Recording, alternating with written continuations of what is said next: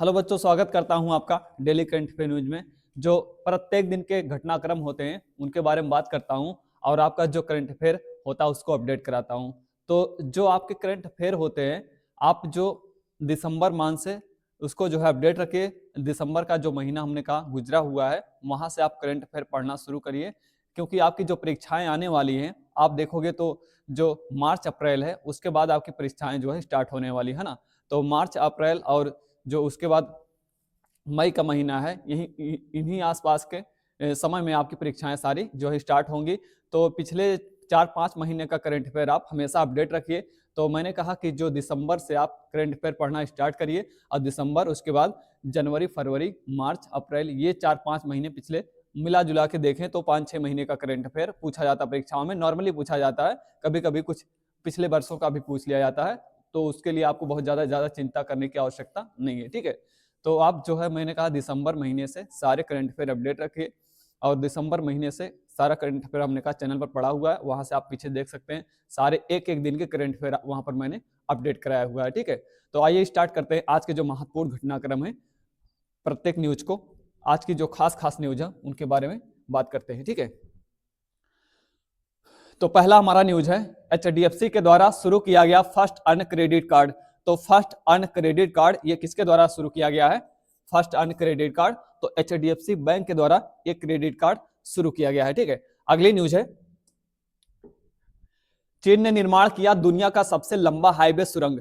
तो चीन के द्वारा दुनिया का सबसे लंबा हाईवे सुरंग का निर्माण किया गया है। हाल ही में इसका निर्माण कार्य पूरा हो गया है। तो चीन के द्वारा निर्माण किया गया है दुनिया का सबसे लंबा हाईवे सुरंग। अगली न्यूज हमारी, कुंभ में वित्तीय संस्था मुथूट फाइनेंस के द्वारा प्रारंभ किया गया फ्री लॉकर सुविधा। तो 600 फ्री लॉकर सुविधा प्रदान किया जाएगा। 600 फ्री लॉकर की सुविधा दी गई है किसके द्वारा? मुथूट फाइनेंस के द्वारा। कहां पे? कुंभ के अंदर। तो कुंभ के अंदर प्रारंभ किया गया है वित्तीय संस्था मुथूट फाइनेंस के द्वारा फ्री लॉकर की सुविधा, ठीक है। तो फ्री लॉकर की सुविधा किसके द्वारा प्रदान किया गया है? मुथूट फाइनेंस के द्वारा। अगली न्यूज है, काफी उत्पादन में भारत का हुआ 7वां स्थान। तो काफी उत्पादन में जो है भारत का 7वां स्थान हो चुका है। काफी निर्यात में भी हाल ही में जो आप देखोगे तो काफी निर्यात में वृद्धि हुई है। तो उसके तहत जो है भारत का कौन सा स्थान हो चुका है काफी निर्यात में? तो 7वां स्थान हो चुका है भारत का काफी निर्यात में, ठीक है। अगली न्यूज हमारी, केरल में खोला गया भारत का पहला ग्राफीन इनोवेशन सेंटर। तो केरल के अंदर भारत का पहला ग्राफीन इनोवेशन सेंटर खोला गया है केरल के अंदर। इसके बाद अगली न्यूज है, कुंभ में योगी के मंत्रिमंडल की हुई बैठक। और कुंभ के अंदर जो योगी के मंत्रिमंडल की बैठक हुई है उसके अंदर हमने का फैसला लिया गया है कि प्रयागराज और जौनपुर के मध्य कौन सा एक्सप्रेस बनाया जाएगा? विंध्य एक्सप्रेस वे बनाया जाएगा।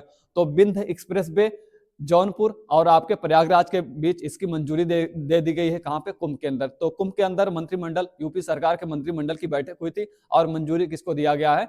तो विंध्य एक्सप्रेसवे को। तो विंध्य एक्सप्रेसवे को मंजूरी दी गई है कुंभ के अंदर, जहां पर मंत्रिमंडल की बैठक की गई थी, ठीक है। तो जो उत्तर प्रदेश सरकार चलाई जाती है लखनऊ से, उसको चलाया गया था एक दिन के लिए। कहां पर? उसको चलाया गया था कुंभ के अंदर। वहां पर मंत्रिमंडल की बैठक की गई थी और निर्णय लिया गया विंध्य एक्सप्रेसवे, और इसके अलावा बहुत सारे निर्णय लिए गए, ठीक है। अगली न्यूज हमारी, महाकुंभ में अडानी और इस्कॉन समूह के द्वारा महाप्रसाद सेवा का प्रारंभ किया गया। तो महाकुंभ में अडानी और इस्कॉन समूह ने जो है महाप्रसाद सेवा कार्यक्रम, इस तरह का एक भंडारे का कार्यक्रम का आयोजन किया है। जब तक आपका कुंभ चलेगा तब तक इनका भंडारा चलेगा। तो ये जो सेवा प्रसाद, महासेवा प्रसाद कार्यक्रम शुरू किया गया है किस ग्रुप के द्वारा? तो इस्कॉन समूह के द्वारा, और उसके साथ जो है अडानी समूह के द्वारा। दोनों ने मिलकर, अडानी समूह और इस्कॉन समूह ने यह महाप्रसाद सेवा कार्यक्रम प्रारंभ किया है, ठीक है।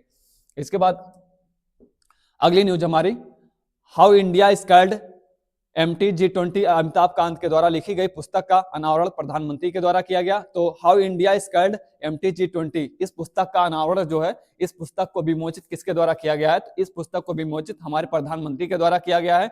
और ये किसके द्वारा लिखी गई पुस्तक है? तो हमारे अमिताभ कांत के द्वारा लिखी गई पुस्तक है, ठीक है। अगली न्यूज हमारी, तो आज के ये महत्वपूर्ण न्यूज थे। अब इससे संबंधित प्रश्नों को देखते हैं। तो पहले न्यूज को अपडेट कराता हूं, उसके बाद प्रश्नों को कराता हूं, ताकि आपका जो न्यूज हो, रोज का न्यूज हो, और उसको क्वेश्चन फॉर्मेट में सारी चीजें आपको अच्छी तरीके से याद हो जाए, ठीक है। तो आइए देखते हैं पहला न्यूज हमारा पहला क्वेश्चन कौन सा है। तो देखिए पहला क्वेश्चन है, कुंभ में हुए मंत्रिमंडल की बैठक के पश्चात किस एक्सप्रेस वे के निर्माण की घोषणा की गई है? किस एक्सप्रेस वे के निर्माण की घोषणा की गई है? तो हमने ये बताया आपको कि कुंभ के अंदर एक दिन के लिए सरकार चलाई गई। कुंभ के अंदर आप जानते हैं कुंभ हमारा जो है 76वां जिला बना है ना। तो ये प्रश्न ऐसा पूछा जा सकता है 76वां जिला कौन सा है? तो आपका कुंभ है।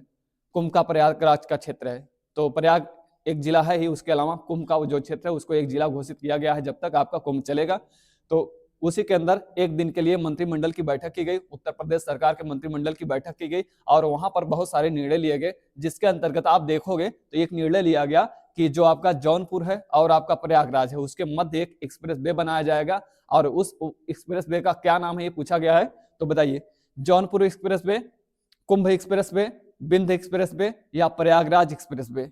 तो कौन सा एक्सप्रेस वे बाबू बताइए इसको मैंने पीछे बताया हुआ है ना। तो ये कौन सा एक्सप्रेस वे है? तो इस एक्सप्रेस वे का निर्माण किया जाएगा, ये है आपका बिंद एक्सप्रेस वे। ठीक है, तो पूछा जाए कि कुंभ के अंदर किस एक्सप्रेस वे के निर्माण की मंजूरी दी गई है, तो आप बताओगे बिंद एक्सप्रेस वे, जो प्रयागराज और आपके जौनपुर के मध्य बनेगा। 6 लेन मार्ग होगा, है ना, 6 लेन बनेगा, ये 6 लेन है, ये 6 लेन। ठीक है, अगला प्रश्न हमारा, हाल ही में प्रारंभ किया गया फर्स्ट अर्न क्रेडिट कार्ड किस बैंक के द्वारा शुरू किया गया है? तो ये आपका जो फर्स्ट अर्न क्रेडिट कार्ड है, फर्स्ट अर्न क्रेडिट कार्ड, ये किसके द्वारा, ये किस बैंक के द्वारा इसको प्रारंभ किया गया है, ये पूछा गया हमसे। State bank of India, reserve bank of India, ICICI bank के द्वारा, पंजाब नेशनल बैंक के द्वारा। तो किसके द्वारा जो है ये क्रेडिट कार्ड शुरू किया गया है? तो ये आपका जो फर्स्ट अर्न क्रेडिट कार्ड है, इस क्रेडिट कार्ड के द्वारा आपको जो कैशबैक भी प्रदान किया जाएगा। तो ये जो है एक FD, इसके तहत क्या होगा? FD की सुविधा देगा, ये FD की सुविधा, फिक्स डिपॉजिट। तो 5,000 रुपए के साथ आप यहाँ पर फिक्स डिपॉजिट कर सकते हैं। ये जो आपका फर्स्ट अर्न क्रेडिट कार्ड है, तो फर्स्ट अर्न क्रेडिट कार्ड के तहत 5,000 रुपए का आप FD कर सकते हैं और FD के बाद आपको उसमें ये इसके द्वारा जो है आपको क्या दिया जाएगा? ब्याज दिया जाएगा। ठीक है, और इस पर आपको कैशबैक भी मिलेगा। अगर आप फर्स्ट अर्न क्रेडिट कार्ड का उपयोग करते हैं, इसके यूजर बनते हैं, तो आपको कैशबैक भी दिया जाएगा। आप जानते हैं जब भी कोई कार्ड लाया जाता है किसी कंपनी के द्वारा या किसी वित्तीय संस्था के द्वारा, तो आपको पहले क्या करता है, वो पहले कैशबैक देता है ताकि आप उससे जुड़ जाए, है ना। तो इसके द्वारा भी जो है कैशबैक की व्यवस्था की गई है। तो जब भी पूछा जाए फर्स्ट अर्न क्रेडिट कार्ड ये किसके द्वारा प्रारंभ किया गया है, तो ये प्रारंभ किया गया है Punjab national bank, ICICI bank, reserve bank of India, state bank of India. ठीक है, तो यहाँ पर आप देखोगे ये जो है आपका विकल्प एक दिया नहीं है, इसको बना लीजिए HDFC बैंक, HDFC बैंक। ठीक है, HDFC बैंक। तो HDFC बैंक के द्वारा फर्स्ट अर्न क्रेडिट कार्ड को शुरू किया गया है। तो आप देखोगे अगर आपसे ऐसा पूछा जाए कि भारत के अंदर सार्वजनिक बैंकों की संख्या कितनी है या आपके प्राइवेट बैंकों की संख्या कितनी है, तो कितना बताओगे? तो देखिएगा इस समय आप देखोगे तो कुल जो सार्वजनिक बैंक है भारत में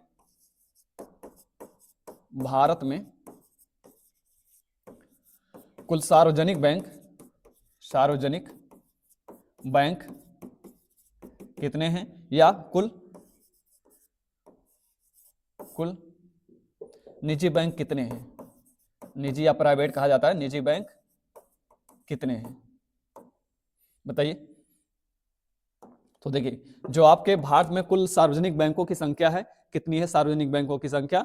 तो सार्वजनिक बैंकों की संख्या टोटल 21 है वर्तमान में। ठीक है, तो टोटल सार्वजनिक बैंकों की संख्या वर्तमान में कितनी है? 21 है। और आप देखोगे कुल निजी बैंकों की संख्या वर्तमान में कितनी है? तो ये जो है 12 बैंक है निजी बैंक। ठीक है, तो इस प्रकार से जब भी पूछा जाए तो कितने निजी बैंक है, कितने सार्वजनिक बैंक है, तो आप इसको याद रखिएगा। तो यहाँ जो है जैसे आप देखोगे जो आपके निजी बैंक है, निजी बैंक में कौन कौन से, जैसे एक्सिस बैंक हो गया आपका, है ना, HDFC बैंक हो गया, ICICI बैंक हो गया, ये सारे निजी बैंक कहलाते हैं। और स्टेट बैंक ऑफ इंडिया है, और उसके बाद बैंक ऑफ महाराष्ट्र है, यूनियन बैंक है, पंजाब नेशनल बैंक है, उसके अलावा सेंट्रल बैंक है, बैंक ऑफ इंडिया है, ये सारे बैंक सार्वजनिक क्षेत्र के बैंक कहलाते हैं। ठीक है, तो याद रखिएगा कि निजी क्षेत्र के कौन से बैंक है। ठीक है, ये निजी क्षेत्र के और जो है निजी क्षेत्र के और आपके जो सार्वजनिक क्षेत्र के। ठीक है, तो इसका सही आंसर होगा आपका HDFC बैंक। इसके बाद हाल ही में बहुराष्ट्रीय नौसैनिक अभ्यास ला पोरोस, जिसका नेतृत्व फ्रांस कर रहा है, इसको कहाँ संपन्न किया गया? तो हमने ये कहा कि हाल ही में बहुराष्ट्रीय नौसैनिक अभ्यास ला पोरोस, जिसका नेतृत्व फ्रांस कर रहा है, इसको कहाँ संपन्न किया गया है? अटलांटिक महासागर, अरब सागर, प्रशांत महासागर, हिंद महासागर, कहाँ इसको शुरू किया गया है? तो हाल ही में बहुराष्ट्रीय नौसैनिक अभ्यास ला पोरोस, जिसका नेतृत्व फ्रांस कर रहा है, इसको कहाँ संपन्न किया गया, ये पूछा गया है। तो ये जो बहुसैनिक आपका कैसा है? बहुराष्ट्रीय नौसैनिक अभ्यास है, मतलब बहुत सारे राष्ट्र इसमें भाग ले रहे हैं इस नौसैनिक अभ्यास में।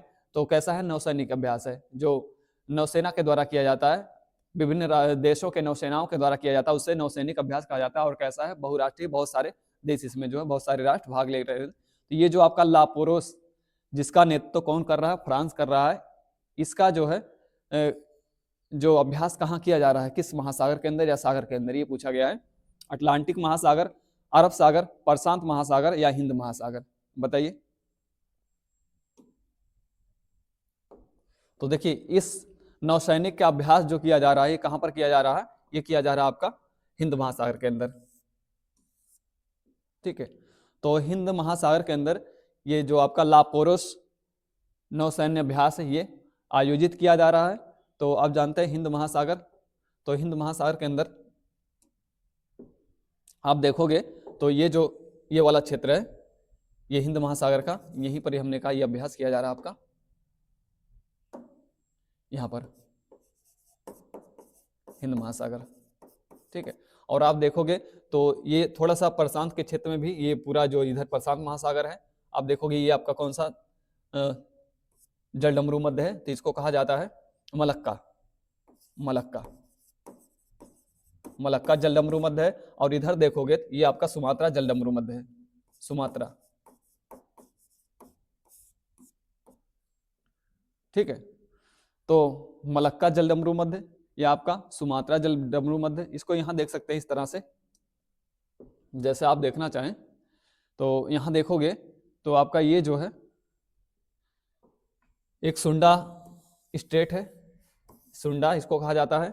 और ये आप देखोगे तो इसको सुंडा स्टेट कहा जाता है। और सुंडा जो है आपका, इधर देखोगे जावा है और इधर है आपका सुमात्रा, ठीक है। तो जावा और सुमात्रा के मध्य जब भी पूछा जाए तो जावा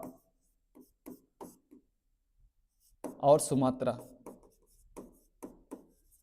सुमात्रा के मध्य कौन सा जलडमरू मध्य है? तो आपका सुंडा जलडमरू मध्य है, ठीक है। तो सुंडा जलडमरू के बारे में पूछा जाए, तो सुंडा जलडमरू मध्य के बारे में पूछा जाए तो आप बताओगे जावा और सुमात्रा के मध्य कौन सा जलडमरू है? तो सुमात्रा है। इसका देखो देखो देखो देखिएगा, इधर जो है आपका जावा है और इधर आपका जो है सुमात्रा इधर है ऊपर, ठीक है। तो ये जावा है और इधर जो है सुमात्रा है। तो इसके मध्य में सुंडा जलडमरू मध्य जो है, सुंडा स्टेट जो है स्थित है।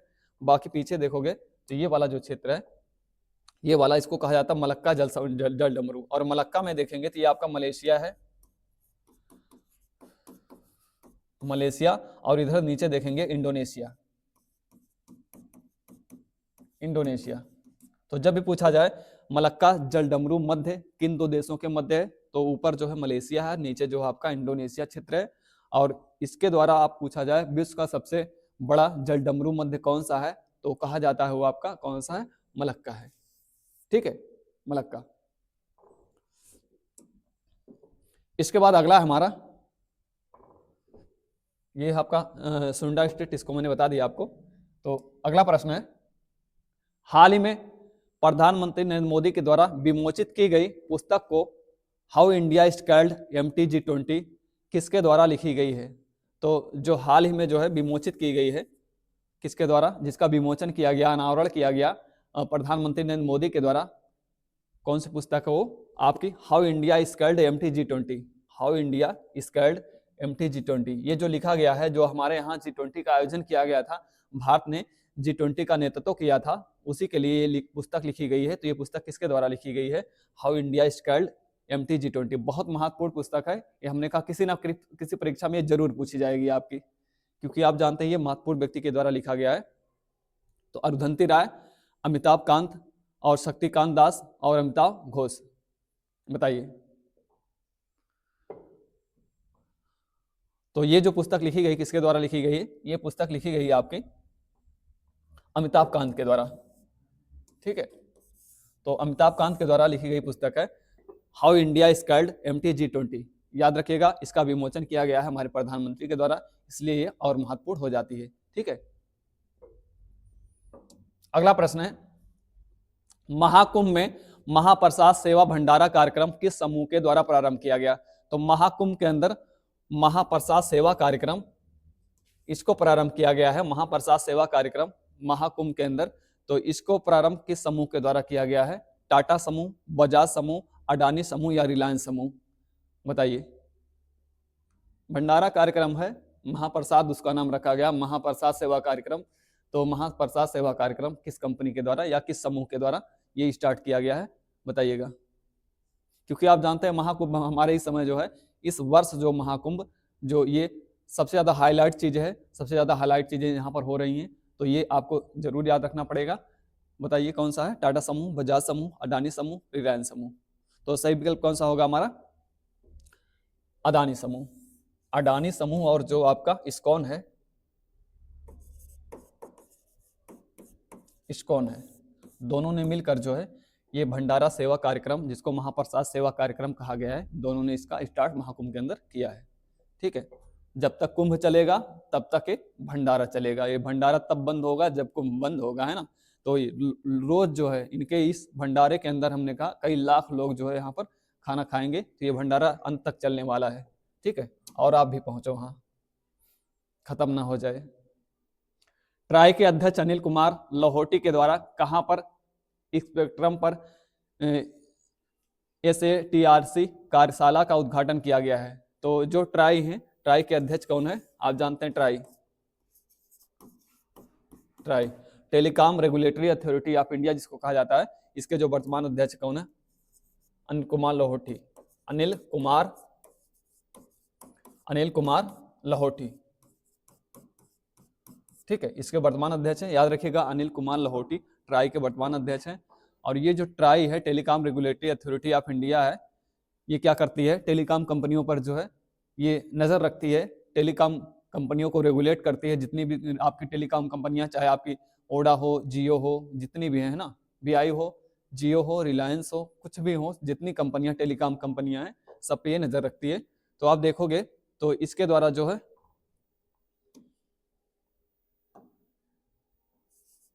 SATRC, ठीक है, कार्यशाला का प्रारंभ किया गया है। इसका मतलब है साउथ एशिया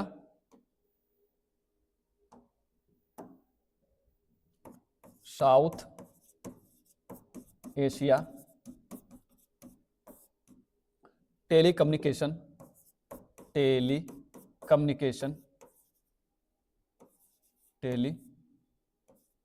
एक सेकंड,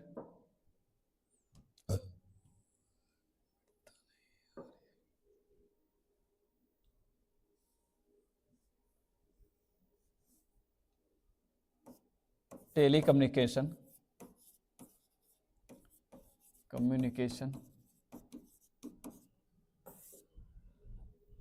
रेगुलेटरी काउंसिल,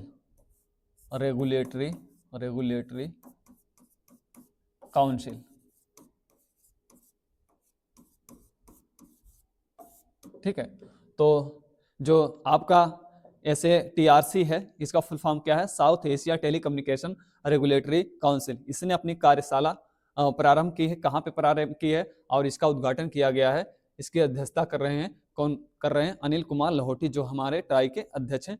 तो आंध्र प्रदेश के अंदर, तमिलनाडु के अंदर, गोवा के अंदर, केरल के अंदर। तो ये जो कार्यक्रम आपका शुरू किया गया है, ये शुरू किया गया है केरल के अंदर। ठीक है, स्पेक्ट्रम पर SATRC कार्यशाला का उद्घाटन किया गया है, कम्युनिकेशन के क्षेत्र में हमने कहा कार्य करने के लिए। अगला प्रश्न है, महाकुंभ में आए हुए श्रद्धालुओं के लिए मुफ्त लॉकर सुविधा किस वित्तीय संस्था के द्वारा प्रदान किया गया है? तो जो महाकुंभ में श्रद्धालु आ रहे हैं उनके लिए एक लॉकर की सुविधा प्रदान की गई है, लॉकर की सुविधा। और ये किस संस्था के द्वारा, किस वित्तीय संस्था के द्वारा ये लॉकर की सुविधा प्रदान की जा रही है? तो आप देखोगे 600 लॉकर की सुविधा प्रदान की गई। 600 लॉकर बनाए गए हैं, 600 लॉकर की सुविधा।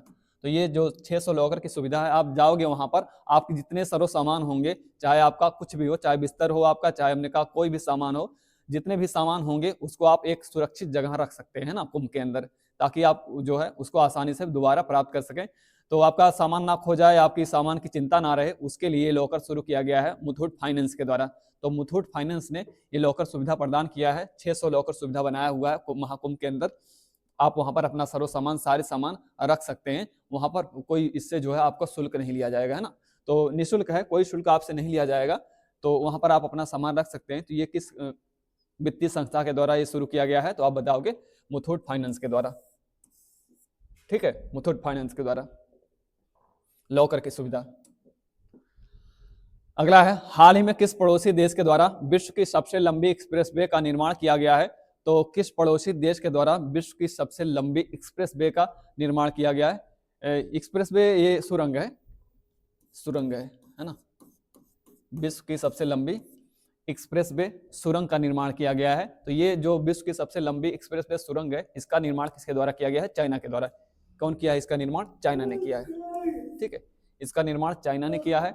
आप देखोगे तो एक्सप्रेसवे है। तो अभी अगर आपसे ऐसा पूछा जाए कि उत्तर प्रदेश में सबसे लंबा एक्सप्रेसवे कौन सा है, तो किसको बताओगे? बताओ। तो देखिए, जो उत्तर प्रदेश के अंदर सबसे लंबा एक्सप्रेसवे है आपका, वो मेरठ प्रयाग एक्सप्रेसवे है। मेरठ प्रयाग एक्सप्रेसवे। तो ये जो आपका मेरठ से लेकर प्रयाग तक एक्सप्रेसवे बन रहा है, तो ये जो बन रहा है, ये उत्तर प्रदेश का सबसे लंबा एक्सप्रेसवे है। याद रखिएगा, इसकी जो लंबाई आप देखोगे, इसको गंगा एक्सप्रेस भी कहा जाता है। याद रखिएगा, इसका क्या है? इसका नाम है गंगा एक्सप्रेसवे। गंगा एक्सप्रेसवे, ठीक है।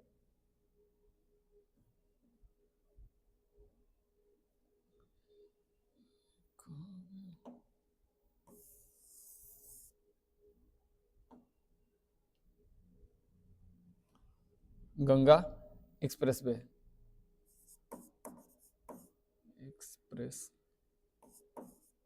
एक सेकंड।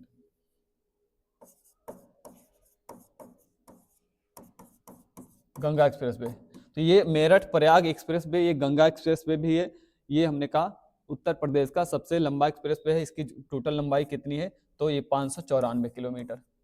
594 किलोमीटर। तो गंगा एक्सप्रेसवे उत्तर प्रदेश का सबसे लंबा एक्सप्रेसवे है। इसकी लंबाई कितनी है? 594 एक्सप्रेसवे। इसके बाद आप पूर्वांचल देखेंगे तो 391 उसकी कुल लंबाई है, जो आपके 9 जिलों से होकर जाती है। ये जो है 12 जिलों से होकर जाती है गंगा एक्सप्रेसवे। कितने? 12 जिले इसके अंतर्गत शामिल है, 12 जिले, ठीक है। बाकी इसके अलावा जब भी आपसे पूछा जाए तो भारत का सबसे बड़ा एक्सप्रेसवे कौन सा है, तो आपका दिल्ली मुंबई एक्सप्रेसवे है, ठीक है। तो दिल्ली मुंबई एक्सप्रेसवे जो 1450 किलोमीटर जिसकी लंबाई है, वो भारत का सबसे लंबा एक्सप्रेसवे है। दिल्ली मुंबई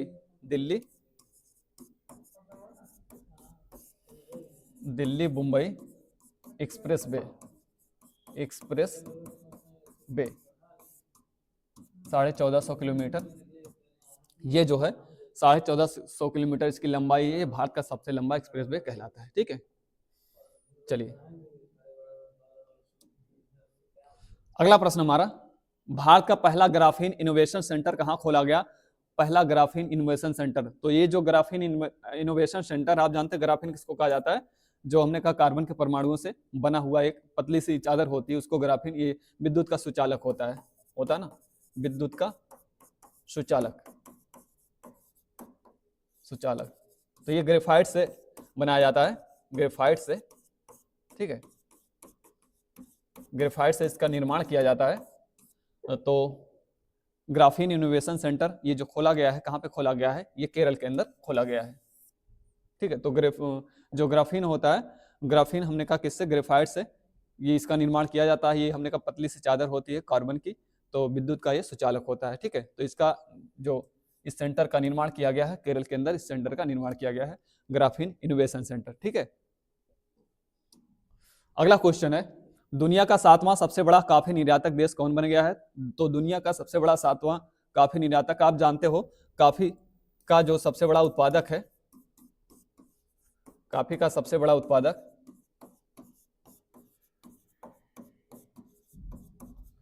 सबसे बड़ा उत्पादक और निर्यातक कॉफी का सबसे बड़ा निर्यातक कौन है? तो जो सबसे बड़ा उत्पादक है वो आप जानते हैं ब्राजील है और सबसे बड़ा निर्यातक भी आपका ब्राजील है कॉफी का। और भारत का इसमें कौन सा स्थान हो गया है? तो भारत का जो है 7वां स्थान हो गया है। भारत का 7वां स्थान, भारत का 7वां स्थान हो गया। ठीक है, तो कॉफी का सबसे बड़ा उत्पादक ब्राजील है और सबसे बड़ा निर्यातक भी ब्राजील है। भारत जो है काफी निर्यात में 7वां स्थान हो गया है और काफी निर्यात में आप देखोगे अभी हाल ही में 30% की वृद्धि हुई है। 30% की वृद्धि देखी गई है कॉफी के निर्यात में भारत के। ठीक है, अगर चाय का सबसे बड़ा उत्पादक पूछा जाए तो चाय का सबसे बड़ा उत्पादक आपका चाइना है। कौन है चाय का सबसे बड़ा उत्पादक? चाय का सबसे बड़ा उत्पादक चीन है और चाय का सबसे बड़ा निर्यातक कौन है? तो श्रीलंका है। ठीक है, तो उत्पादक जो है चाय का सबसे बड़ा वो चाइना है, लेकिन निर्यातक कौन है? सबसे ज्यादा एक्सपोर्ट कौन करता है? तो सबसे ज्यादा चाय का एक्सपोर्ट करने वाला कौन सा? आपका श्रीलंका है। ठीक है, इतनी बातें याद रखिएगा। और भारत का काफी निर्यात में 7वां स्थान हो गया है और हाल ही में भारत के काफी निर्यात में 30% की वृद्धि देखी गई है। तो कौन सा होगा? भारत। काफी निर्यात में 7वां स्थान भारत का हो चुका है। ठीक है, अगला प्रश्न हमारा, अवैध प्रवासियों के प्रवेश रोकने के लिए किस देश ने जन्मजात नागरिकता को समाप्त कर दिया है? तो जन्मजात नागरिकता को जो है समाप्त कर दिया गया है, किस देश के द्वारा जन्मजात नागरिकता को समाप्त कर दिया गया है, ये पूछा गया है। तो अब वहां पर कोई व्यक्ति जो है जन्मजात नागरिकता प्राप्त नहीं कर पाएगा कि वहां जन्म लेकर उसके बाद अमेरिका की जो है नागरिकता ले ले। तो ये कौन सा होगा? संयुक्त राज्य अमेरिका। संयुक्त राज्य अमेरिका ने अपने यहाँ जो जन्मजात नागरिकता लोग प्राप्त करते थे अवैध प्रवासियों को रोकने के लिए, ज्यादा प्रवासी हो जा रहे थे वहां पर और अवैध रूप से रह रहे थे बहुत सारे लोग, तो ये इस चक्कर में कि वहां जन्म हो जाएगा जिस व्यक्ति का, वह संयुक्त राज्य अमेरिका का नागरिक बन जाएगा। तो इस नागरिकता को अमेरिका ने अभी जो ट्रंप जो है नए निर्वाचित राष्ट्रपति हैं जल्द ही उसको समाप्त कर दिया, पहले फैसले के साथ उसको समाप्त कर दिया है। ठीक है, तो आप देखोगे तो ट्रंप के द्वारा बहुत सारे साहसिक फैसले लिए गए हैं, तो अभी जल्दी ही लिए गए सारे फैसले। तो उसी के अंतर्गत एक फैसला ये भी लिया गया कि अब जो है जन्मजात नागरिकता जो है ये कानून जो है समाप्त कर दिया जाएगा। अब अगर अपने यहाँ देखेंगे तो जो नागरिकता का प्रावधान है, नागरिकता का प्रावधान है, तो हमारे यहाँ नागरिकता का प्रावधान आप जानते हैं भाग 2 में है, भाग 2 में। और जो आप देखोगे तो अनुसूची कौन सी अनुसूची है? तो अनुसूची हमारी पहली अनुसूची। ठीक है, तो नागरिकता के बारे में जो प्रावधान किए गए हैं भाग 2 में, हमारे संविधान के भाग 2 में और अनुसूची 1 में। और ये जो नागरिकता लिया गया है, नागरिकता हमारे संविधान में ब्रिटेन से लिया गया है। कहाँ से? ब्रिटेन से लिया गया है नागरिकता। तो हमारे संविधान में नागरिकता का प्रावधान ब्रिटेन के संविधान से लिया गया है। और कैसी नागरिकता हमारे यहाँ? एकल नागरिकता है, एकल नागरिकता। ठीक है, तो हमारे यहाँ कैसी नागरिकता है?